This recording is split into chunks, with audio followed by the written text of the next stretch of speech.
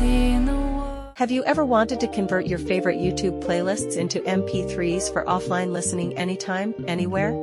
Today, we'll teach you 2 simple and practical methods to complete the conversion in just a few minutes. The first method is to download the audio from the official YouTube website. By subscribing to YouTube Premium, you can download videos or music to your phone or computer and listen to or watch them without an internet connection.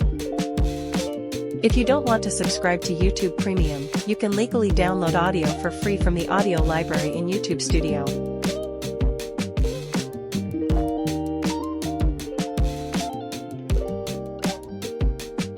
The second method is to use any video converter, which has been widely verified and approved by many users. Step 1. Open any video converter and navigate to Format Convert tool. Step 2. Upload your playlist folder, select MP3 format and audio options.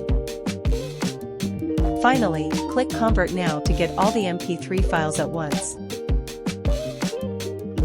Clearly, using any video converter to convert a YouTube playlist to MP3 is a very simple process.